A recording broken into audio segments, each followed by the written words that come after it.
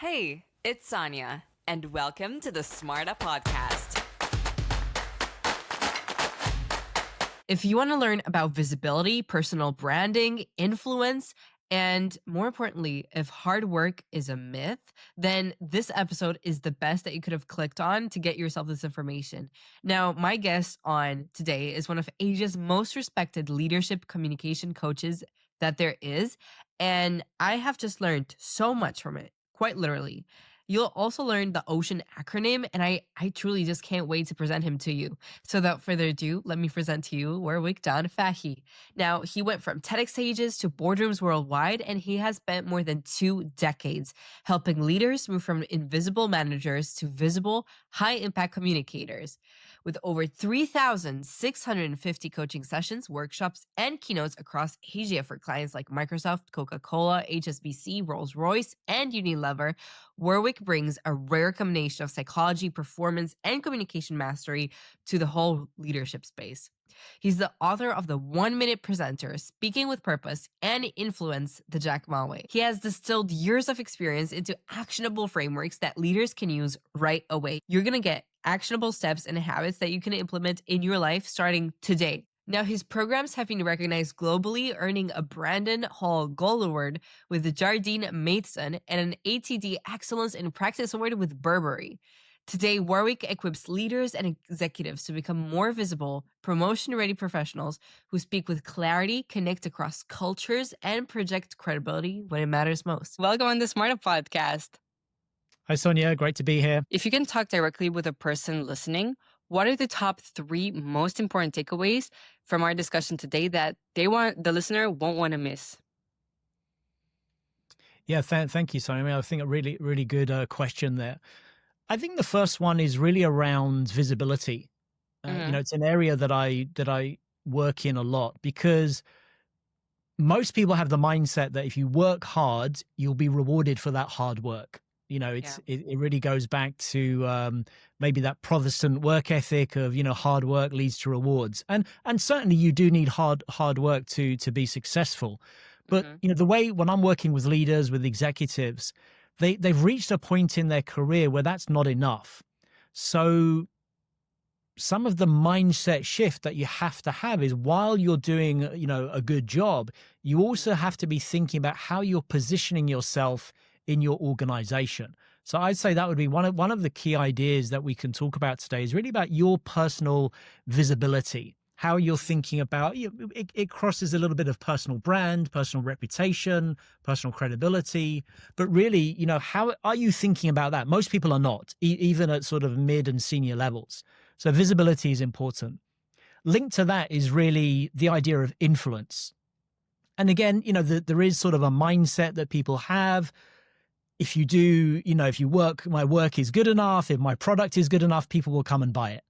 And sure, absolutely. But unfortunately, we live in a world of abundance. We have overload of information. We have like an overload of brands. It's such a red ocean. So you have to stand out. And that's where mastering influencing skills in writing, in personal presentations, in online communication is kind of an essential skill. And I would say, adding to visibility and influence would be the idea of alignment with the people around you.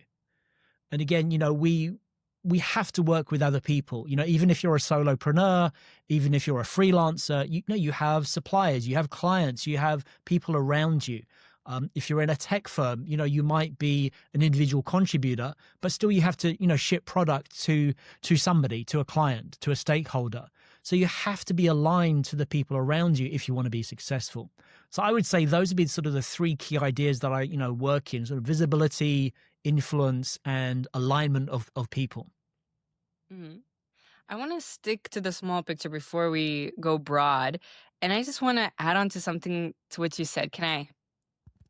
Yeah. So Jason Greystone just wrote a book called Always Free, and it's all around the idea that hard work is a myth and that actually intentionality and knowing what your goals are and working purposefully every day towards that is more important than just being busy all the time.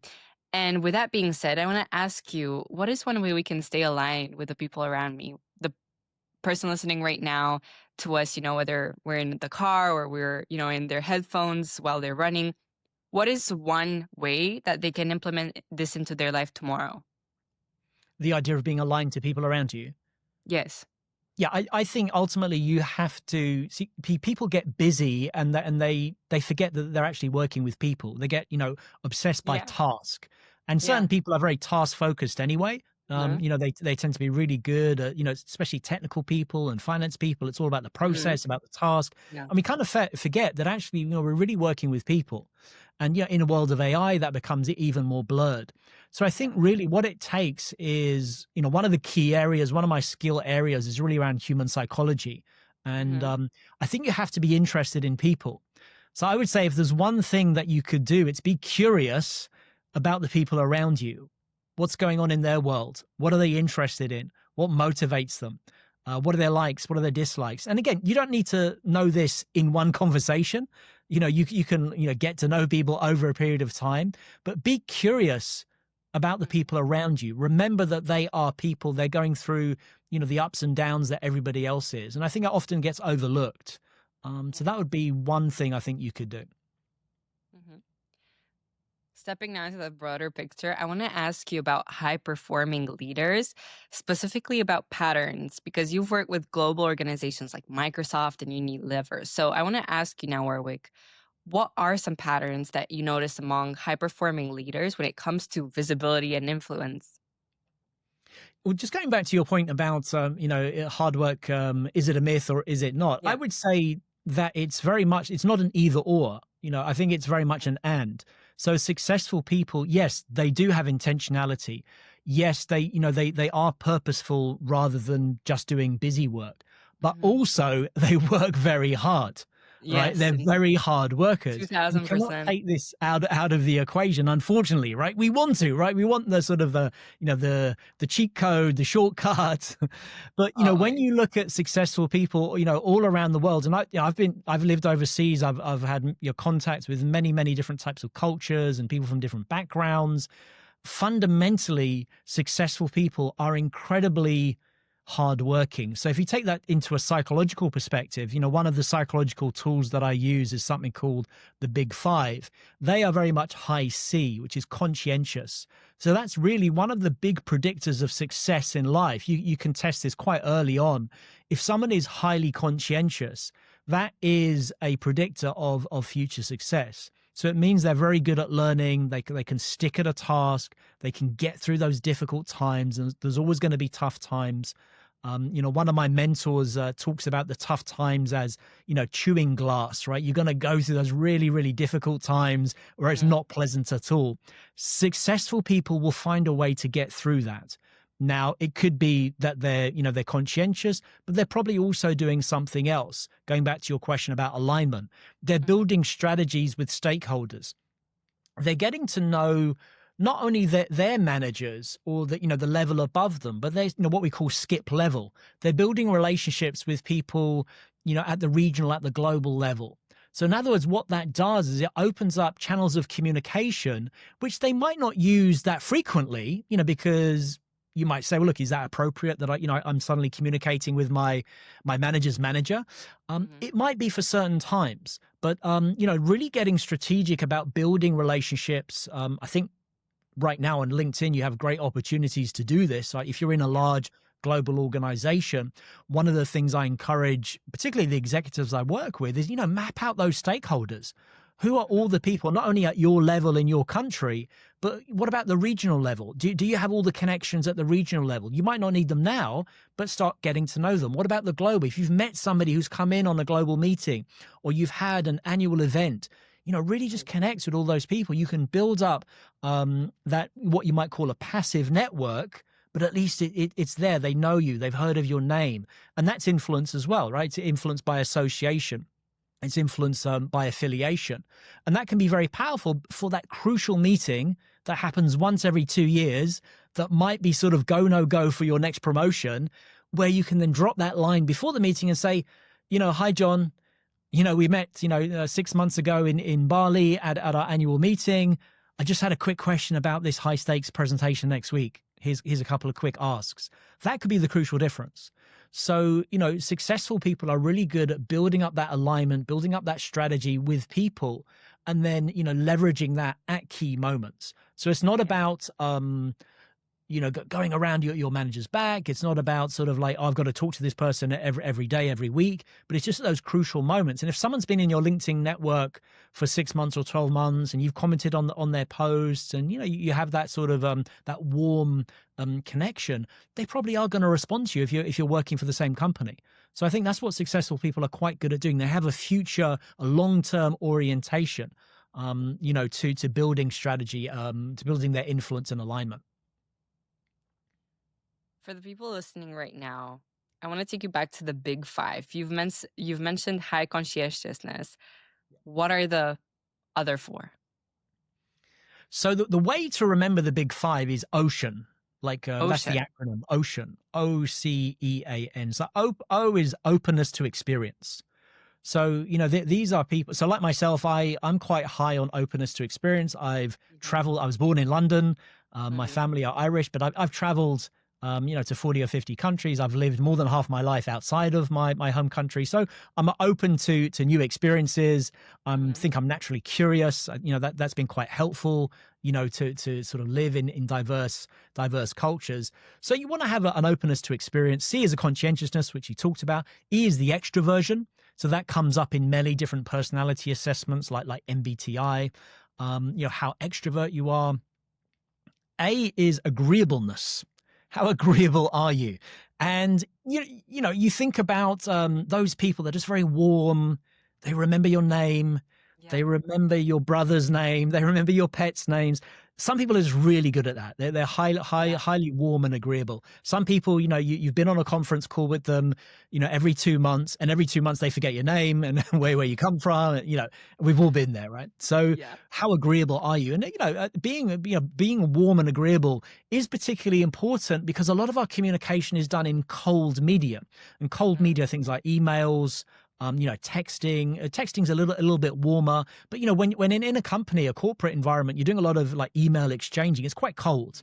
So if you're able to enhance that with a warm personal relationship, being agreeable, that's really important. And the N is neuroticism. Now, when you hear a word like that, yes, it's a very psychological word. We often sort of have, a negative term for it. Sort of mainstream, what does neurotic mean? But actually all it means is how sensitive or how attuned are you to emotions?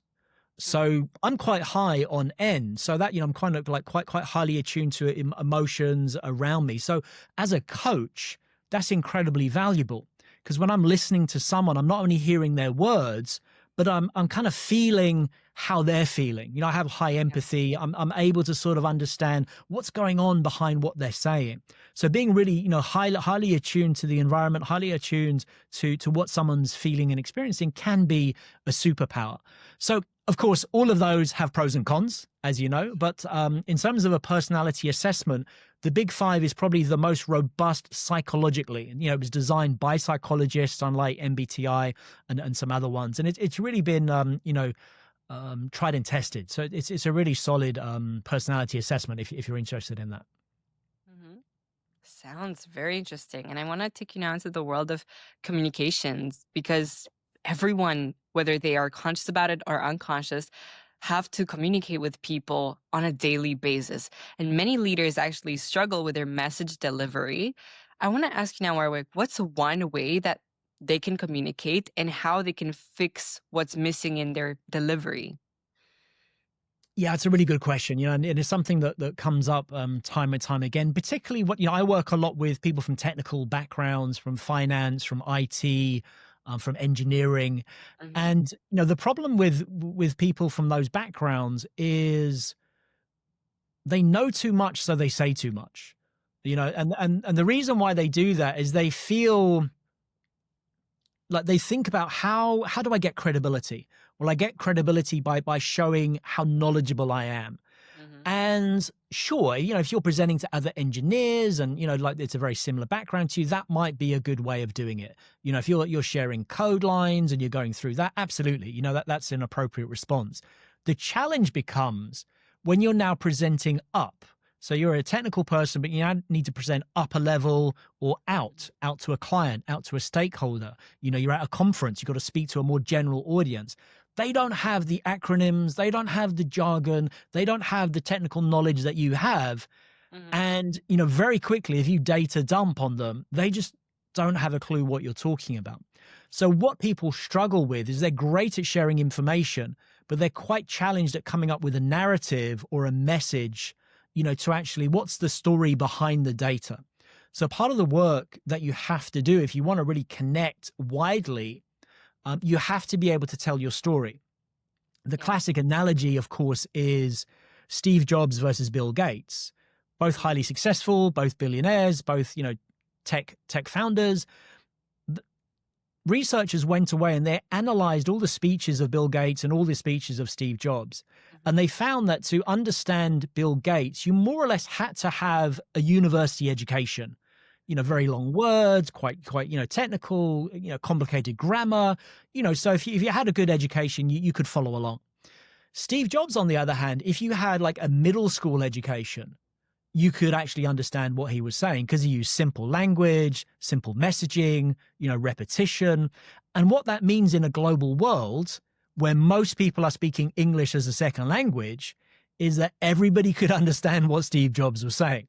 So when you think about the brand impact or the impact on the field, Steve Jobs, I would say, has a much stronger impact for that reason because he has, a much wider ability to connect with people.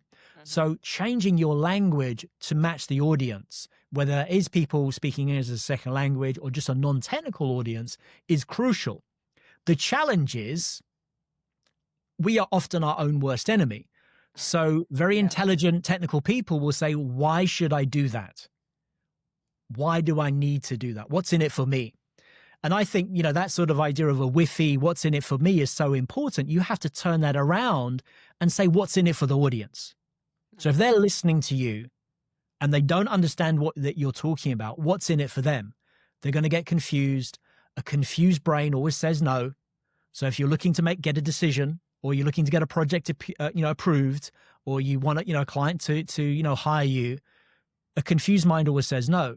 So you really have to think about what is your purpose. And for technical people, they do get it. I think, they do understand the importance of communication, but there's a very clear process they have to go through to really come up with a narrative, behind their data and behind their technical knowledge.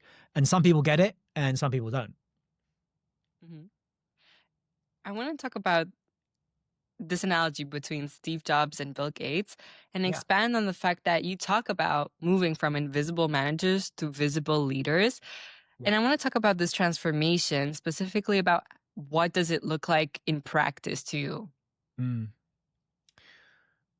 It looks like on an individual level, if I'm what we call an invisible manager, I'm seeing things as very unfair. Mm. I'm feeling maybe disrespected at an extreme. I'm feeling overlooked. I'm feeling ignored. I'm feeling like, why am I working so hard and putting in all this effort?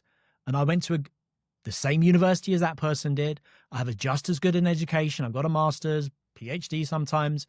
Why am I not moving ahead in my career as fast as that person over there? So there's always that comparison that people make. And they're right, because if you look at the education, the experience, it's more or less identical. People are swimming in a sea of sameness, and it's hard to stand out. The visible leaders recognize this. They're like, I need to stand out in some way because the level is just so good. The level is just so high that, what is my point of difference? I don't know if you're into sports, but if you kind of look back at even the best football teams from the 1970s and you look at their skill levels and you look at a fourth division game in England or in Germany today, that fourth division team could easily beat a top team from the 1970s.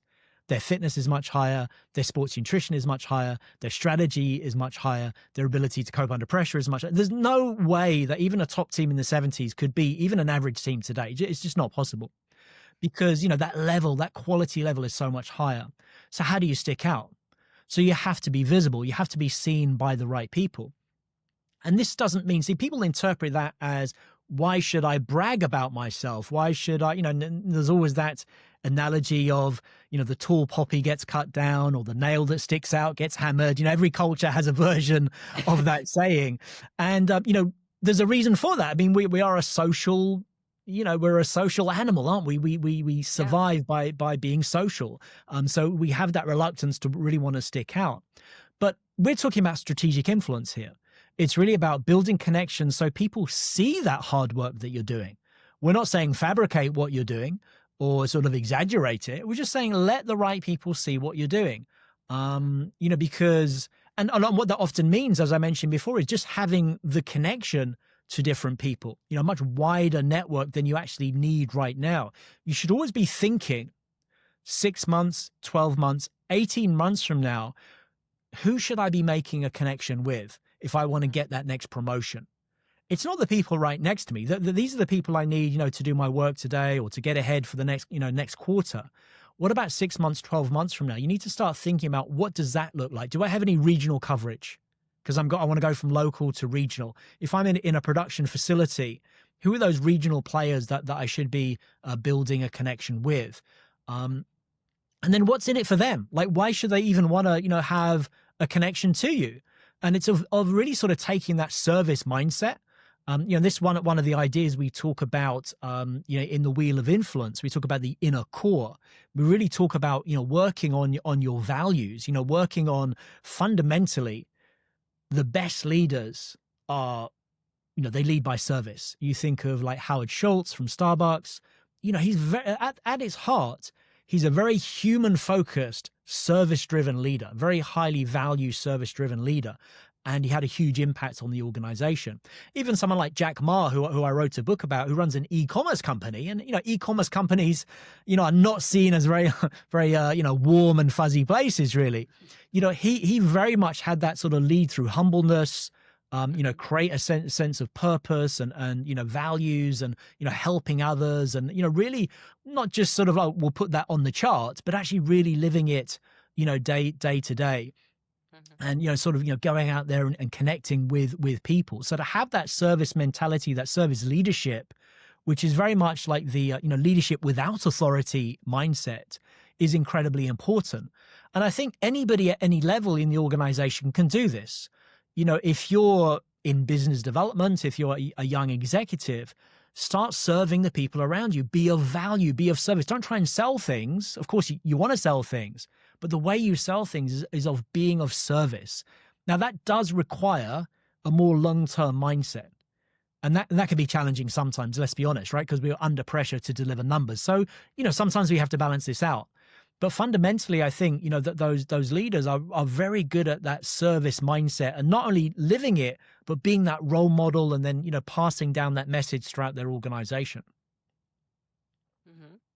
And that idea of being of value and being of service actually links a lot to Ron Kaufman's work about uplifting service and, being of value to others and taking that step to actually understand the other person's needs and know where to act from.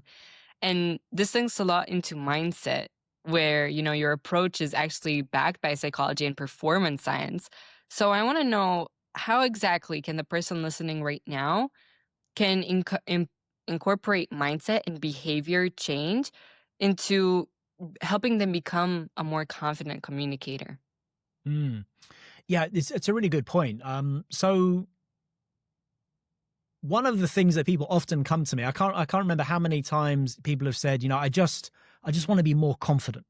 If I had this magic thing called confidence, then I'd be so much better. And in a way that they're kind of treating confidence like an input, right? So here's an input, confidence.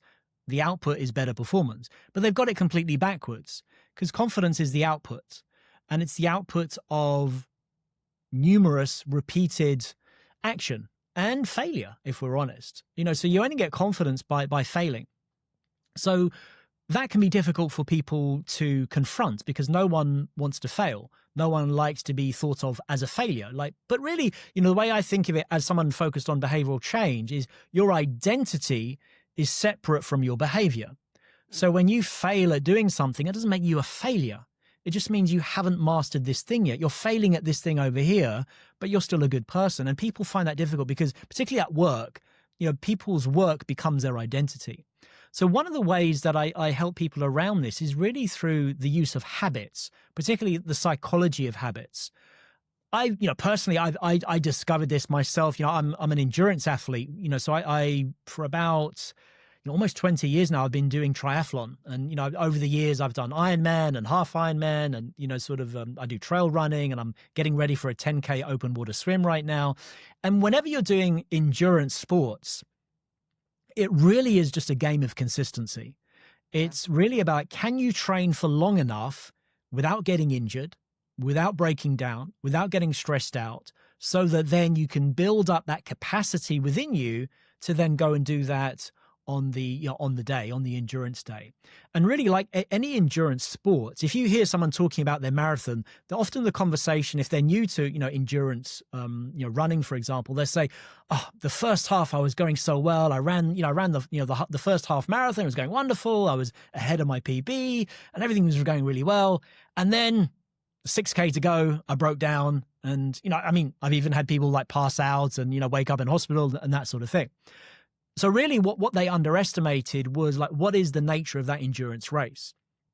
And really, when you come back and you bring this back to the business world, it's really about encouraging people to take very, very small actions on a very, very consistent basis. So we will overestimate what we can get done in 1 month or 2 months. We'll have very, very high expectations. We go to the gym, or we're learning a new skill. I'm going to do all this in 30 days. If you look at the advertisements online, that's pretty much, in 7 days, in 30 days, you're going to conquer the world. Right. I mean, there's nothing wrong with, getting motivated behind a goal and purpose and to do that. But that often leads to breaking down. We get stressed out if we don't succeed, or we just break down our body. It's kind of quite stressful to learn something in such a short period of time. We don't fully integrate it in our lives. It becomes a lumpy thing that then we ignore. And we really underestimate, if we took a longer timeline, like 6 months or 12 months, or 18 months even, for, developing a career, and we just did small things on a daily basis, we could have a huge impact. So, when I'm doing endurance sports, I always say to someone, just run for 15 minutes a day. Yeah. Do that for 3 months and see how you're going after 3 months. And, I was doing that over the summer. I'm getting ready for a 10K. And I was like, well, how do I build up? Should I do longer and longer sessions? But I did the opposite. I actually cut down my sessions, shorter and shorter, but I just did it every single day. So before I was swimming 3 times a week, now I'm doing it 6, 7 times a week. So actually my volume is going up, but every individual session is very easy to do because it's so much shorter. So it's the same thing with developing a skill. If you were wanting to build your network, you're like, oh my goodness, I need to build a network. I need to build a network. I need to have, 500 people on LinkedIn, or 1,000. Yeah. And you rush around trying to do that, in 30 days. You're going to give up. You're going to get bored. It's stressful. You're going to have too many connections to work with. Okay, well, look, let's take an 18-month view. Let's add 5 people a day, but let's make sure we do that every day. Let's do the first thing we do in the morning. So you have a hook. First thing I do in the morning, I'll make, 5 connections. I'll make a personal connection with them. I'll send them a note when I'm connecting, and, I'll follow up. If you just did that, for, every day, 5 days a week, that becomes part of your routine. Because ultimately, you come back, you mentioned right at the beginning about purpose, right? Being intentional. The question I often ask is, how important is it that you build your network? Do you see the importance of building your network as, even a young executive, or even as a senior leader? If you really see the importance of that, and you can't spend 20 minutes a day to make a few connections and send a few personal notes, how committed are you really to this goal? Because you can't spend 20 minutes a day to get to the way you want to go. I kind of, it's either your motivation, it's either the goal, there's something's not quite aligned. What you're saying is not jiving with what you really want to do. So the psychology of habits breaks it down to its, simplest, most easy action that you can continuously do it. And the very first time I heard this was before I'd written my book. Someone stood up and they told me about, they'd been told that to write a book, all you have to do is every day write 1 word. Wow. Which sounds crazy, right? If you have 40,000 words in a book, that's going to take a long time to write a book. Absolutely. But the psychology of habits is, what do you need to do to write 1 word? Because the intention is, I'm going to write 1 word and I'm going to be successful. So you get that payoff psychologically. But what do you need to do to write one word? You got to sit down at your computer. You got to open up a Word doc. You got to think about what I'm going to say for this one word. And now you're probably not going to write one word. You're going to write a couple of lines. You're going to write a paragraph. You're going to get motivated a few days. You're going to write a page or two. You're going to get carried away. But the point being is, even if you're so tired and so stressed and so exhausted, even if you did just open up and write one word or one line, you're still successful. So psychologically, you haven't failed. So you're building that momentum. You're building that sense of progress, moving towards that goal. And psychologically, that's incredibly important. You might say, if you're a very practical person, you're like, well, that's ridiculous. A word a day doesn't make any sense. Sure, practically, it doesn't make sense. But psychologically, the game is consistency. It's about acknowledging progress. It's about, keeping it going. And again, going back to those successful people, that's what they're really good at doing. They're just good at outlasting, their competitors, right? Because they've got this ability just to keep going. So the psychology of habits have been incredibly beneficial to me in sports, in business, in life, in educating my daughter, everything. You can use ways to do that. There's a great book, if you're interested in learning about that, The Power of Habit, by Charles Duhigg. You might have heard about that. That's based on research. This is all research that comes from the world of psychology. Mhm. And I think that plays on to such an important thing, because you've just been talking to me about how if we want to have that successful life, then we have to set up our environment for success. So you've just been telling me, well, for some people, writing a word a day is completely irrational, but actually, if you take the time to actually sit down at your desk, open your laptop, open that Word document, and sit down, you're more likely, as you just said, to write over a paragraph. And I want to link this on to my age. And if you had to coach people like me at 17, at the very beginning of their journey or career before they went to university, what would be 3 pieces of advice to carry me through, to achieve that success? You've talked to me about the wheel of values. Is that linked to this? Well, it's slightly different because the wheel of influence, I call it, is more related to sort of leadership communication. But I think also what we could talk about is certainly one thing that you're doing is you're taking action and you're Mm-hmm. being proactive. And I Mm-hmm. think those two things going hand in hand is very powerful. So the idea of taking action, because the challenge is nowadays, we have social media, we have so much information. Yeah. People will look at a video or they'll look at, somebody speaking, and they'll sort of almost by osmosis, we call this emotional contagion. They almost feel like that person's success is my success, or by listening to someone do something, that means I'm kind of doing it too. And sure, you can get inspired, you can get influence, you can sort of have a role model, but ultimately you have to take that action. You are never going to understand what it means to build out a personal network if you don't sit down and you actually take action on it every single day.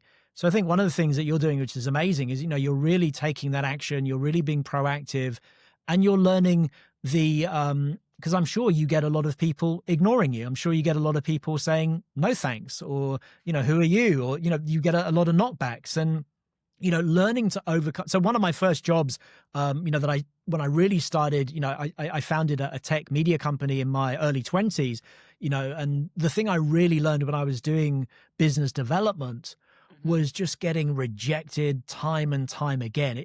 In the moment, it's horrible. But I know you don't really talk about character building that much in today's education, but it teaches you a resilience.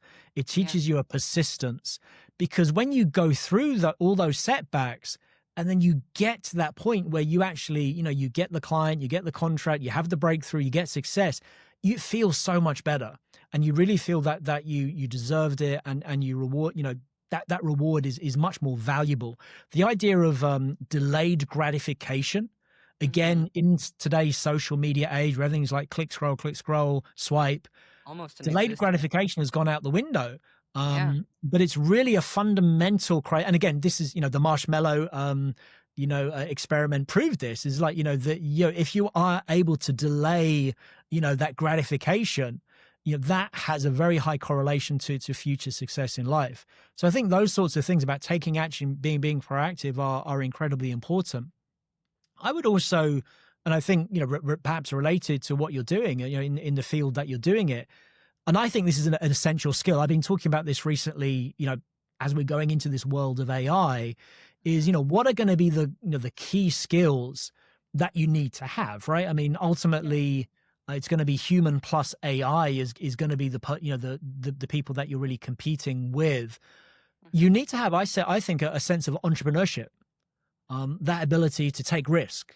And risk taking is not something that is promoted. So, I live in Asia, and, even within Asian countries where, even the very good, very good entrepreneurially, but, certain, like Singapore is often held up as an example of, very successful country and very, very good at, but if you talk to people in Singapore, the risk taking they're very risk averse. And often, like, the moves that they make are often government led and government driven. The government open the door and then the people go through. So that sense on an individual level of being a risk taker. And again, where are all the big tech companies? There's none in Europe. Like, why are there no big tech companies coming out of Europe? It's because the ability, the attitude towards risk and risk taking. In America, taking risk and failing is seen as a notch on your belt, right? It's like, oh, great, you went bankrupt. Whereas in other parts of the world, it's shame and don't show your face again. So I think that ability to understand entrepreneurship and risk taking and being, sort of, we talked about service and sort of, attuned to the market and pivoting around that because things are changing. I think those skills are incredibly important. So it doesn't have to be in business, but, I think finding a way for you to take because everyone says, like, follow your passion, which is okay to a degree. But the problem about following your passion is, can you turn that into a commercial, entity? Is that something that you're able to do? And often the thing about following your passion, if you do turn it into something commercial, you often end up hating it because then it becomes a business and it's not your passion anymore. So I think you don't have to follow your passion into a business. I think it's good if you find some elements of doing that. But I think, taking action, being proactive, entrepreneurship, those would be three really solid ones to get you going. Mm-hmm. So then it's the perfect moment to dive into your book, Influence, the Jack Ma Way. And I want to ask you about this, particularly what can business leaders from Jack Ma's unique communication and leadership style do to incorporate it into their life? Well, I think that the funny thing about Jack Ma, or the amazing thing I think about Jack Ma, is that he doesn't have a technical background. And, he, co-founded, I think it was about 17 or 18 co-founders. So it was quite a big, a big pool of co-founders. But he didn't have any technical background at all. Now, if you look at, there's no US company where the founder doesn't have a tech background. They're all coders. Yeah. So that in itself is remarkable. And, the reason why he sort of became the figurehead is because of all the failures that he went through in his early career. And, he's turned it into a narrative, into he's a great storyteller. He's very humorous and engaging. But, he was saying, if 18 people put in an application to McDonald's, 17 people would be accepted and he'd be rejected. Or, he had all these stories about, sort of he would apply and everyone get hired except him. And, he had this idea of just sort of being really resilient, failing, but being open to experience. You talk about open to experience. A lot of Jack Ma's influence comes from America. A trip he went to America, he first saw the internet. He talks about, the first word he put onto the internet was beer, and he has a very engaging style of doing that. So I think, he really was someone who was, fantastic at communicating the vision of the organization and really sort of like getting people together behind that. And being so humble and so open to his own failures in a way that the US, look at all the US, top tech companies, they don't talk about their failures, really. Do you hear Mark Zuckerberg talking about his failure that much or Cook or, and any of those guys? They're never really talking about their failures that much. Whereas for Jack Ma, it was a badge of honor. I think culturally in China, that endeared him, to people here. And the fact that in their early days, Alibaba didn't charge any of the SMEs that they were serving. So he would often be in a restaurant and an entrepreneur would come into the restaurant and say, Mr. Ma, like you're not charging us anything for this wonderful platform. I've grown my business internationally. I'm making so much money. Here, let me buy you dinner. You don't have any money, So you'd have these sort of stories about how people would be, feeling sorry for him because they weren't charging anything initially. So, I think that sense of really telling the story, and again, it was very focused on helping SMEs sell more product around the world. Very focused, but done in such a unique and engaging way. Mhm. Warwick, I have a challenge for you. What do you say? Are you up for it? Always up for challenges. Always up for challenges. Love the spirit. Mm, Then mm. the challenge I have for you is a 60-second challenge where you're going to pitch the influence, the Jack Ma way, to the person listening right now as to why they should read it. The problem with leadership or learning about leadership is you listen to someone's story and it's quite hard to replicate. Yeah. So in Influence the Jack Ma Way, what I've done is I've decoded one of the most successful leaders and presented it in a wheel of influence. And the wheel of influence is 5 inner core skills, really around values, and 5 outer edge skills, which really around skills that you can learn. So what that means, if you're interested in becoming a more influential leader, you can use the wheel of influence inside the book, not only to learn about Jack Ma's story, which is fascinating, but you can take those ideas in a very practical way, and you can decide which one of those you can use to improve your own leadership communication. And great job. That was under 60 seconds. Awesome. Great job. So, Warwick, I think now is the perfect time to move you into the SMARTA podcast traditions. I've got 3 questions for you. Sure. Let's see how you do. Number 1 is where I ask my last guest to leave a question for the next one. And so in this case, Jackie Clark has left over this question. Yep. If you have a fear of public speaking, what would you recommend as the best practice? I did have a fear of public speaking early in my career, so that's a good question. I think what I found first of all was a very strong desire to change. Yeah. You have to have a very, very strong desire to change. Now, my desire was from really failing in business presentations. I was really not connecting with people. I was annoying them. I was getting thrown out of meetings and stuff like that. So I wasn't connecting. So it was a very, very strong motivator for me to change. And I think that the most important environment I found was supportive people. So a group of supportive people, I think some environment, it could be a club, it could be an a couple of colleagues, it could be an online community, but find people that can be supportive to you. I think when you're learning public speaking, it's better that you're overpraised rather than strongly critiqued, especially at the beginning when you want to overcome that fear. I think, that sense of feeling good about yourself, feeling better, about yourself is really important, because then after a while, you can, again, through getting on, the stage, like Darren LaCroix talks about stage time. So that's so important. You got to stand up and, of course, practice, even if it's like talking to the mirror. You got to speak out loud. One of the things when I'm coaching executives, I say, like, did you do the rehearsal? They're like, yes. I was like, what did you do? I made the PowerPoint deck. Okay, that's not rehearsing. That's like an actor, reading a script and not talking out the script. So you got to speak out loud, record yourself, at least on your phone, ideally on a video. It's going to be horrible because the way that we hear ourselves is actually different to the way other people hear us. It's just based on the way that sound waves travel. It does. The first time I heard myself on a recording, I literally couldn't recognize my own voice. I was like, who is that? That is, who is speaking? You got to get over that sense of embarrassment and sort of awkwardness and uncomfortableness, and all of that, is packaged into that fear. But I think if you have supportive people around you, and then you have that desire to want to just try, you're not going to be perfect. It's going to take you 10, 15, 20, 30, 50 times of standing up before you go, okay, I think I'm feeling okay about this.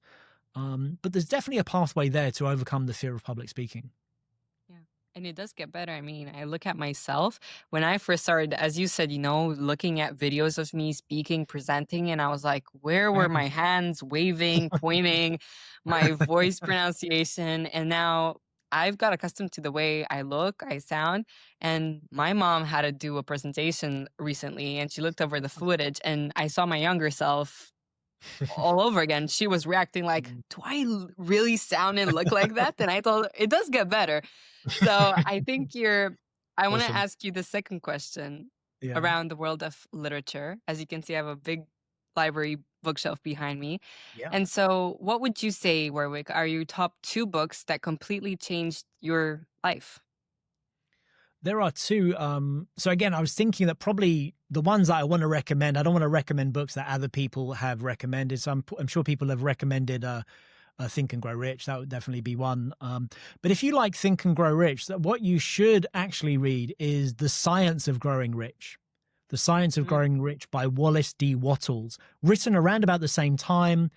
Same, in the 1930s, there was a real movement in America that yeah. had this idea of like, think and then act. And I think that Hmm. that book puts it in a very practical way. You're not necessarily going to like be able to get your head around all of it, but some of the fundamental ideas that, thinking is a thing. And if you really think about something strongly enough and you put energy behind it and you take action, that's going to make a difference. And if you listen to all the top creatives, I was listening to Matthew McConaughey, I was listening to Russell Crowe Yeah. in interviews, they say the same thing. They just say it in different words. If you Hmm. listen to inventors and creators, they say the same thing. They just use different words. So that is a really fundamental, a very easy book to read because it's written in the 30s. So if you can get your head around the language there, but it is quite simple to read. It's not a dense book. That would definitely be one, The Science of Growing Rich. The other one is on the theme of, doing something difficult to succeed. And it's called How to Become a CEO by Jeffrey Fox. Again, a really easy read. It's divided up into, just one or two page little quick things that you can do. And it's a whole host of things that you could do if you want to become a CEO. So, Hmm. one simple one here, super simple one is like arrive early in the office, like be first in the office. Such a Yeah. simple thing, right? Yeah. But, I used to do that early in my career. I was in my 20s. I would do that in my career. As I read it, I was like, hey, that's a good idea. I like getting up early. I actually prefer, kind of traveling early. There's less traffic. And then the way people treat you is like you're always first in the office. They treat you differently versus you're always late. So Yeah. if you're always late, what do people think about you? You're always 5 minutes late, always 10 minutes late. Totally shifts the perspective versus you're always on time. People will equate that to reliable, Yeah. consistent, committed. Maybe that's true. Maybe it's not. But that sort of that idea is really important. Another thing that Fox mentions in the book is once a quarter or once a year, do something difficult. Like take on a challenge, right? I, Yeah. I love my endurance sports, so my challenges are usually physical. They don't have to be. Uh, it could be learning something, learning about AI. It could be reading English, reading all the works of Shakespeare. It could be things like that. Learning to write in an engaging way in the world of AI. Writing skills are not going to become less important. They're going to become more important because people are going to very quickly suss out what AI writing is versus human writing. And there's still going to be a demand for people that can write in a very engaging human way. Now, maybe eventually AI masters that as well. But for now, there's still quite a big gap between what AI can do and what a human person can do. So writing skills are not going away. So whatever it is, like choose something that's difficult, that's challenging, work on it, see it through, complete it to some degree. Those kind of ideas came from that book, and I think those are fantastic. Hmm. Warwick, I started the episode with you doing this, and I wanted to end it in the same way. So, if you can talk directly with the person listening right now in terms of a principle for having a fulfilled career, what would be your end message to them? Wow, that's a good question. Putting you on the spot here. I would say that one of the key thoughts is play a bigger game than you think you can. Hmm. So the idea of like not regretting things. Don't look back 5 years, 10 years and go, I wish I had done that. Or what if I had done that? And I think the way to put that simply is like always play a bigger game. Go to a bigger university than you think you should go to. Apply for a Mhm. bigger job than you think you're capable for. Take on a challenge that you think you can't do. Just play a bigger game. Yeah, I love that. Especially, with all the milestones coming in life, like you mentioned, university, that new job. I think it's highly relatable, highly inspirational. So thank you, Warwick, for Awesome. being on the Thank you. SMARTA podcast. It's Really enjoyed truly it. been a pleasure. Thank you. I want you to keep hold of these acronyms, OCEAN, the 5 C's, and carry them through into the next year. I'm so excited to see what you'll be able to do with all of this information, all of the habits. And truly, I hope you enjoyed Warwick's episode because I did. And now, if you've made it this far into the episode, don't forget to double check that you're subscribed to the channel as it keeps helping us bring more amazing guests with more amazing lectures and masterclasses and habits that you can implement into your own life. If nobody told you this today, I'm Sonia Marta, and I truly believe in your ability to create the life of your dreams. See you next Monday.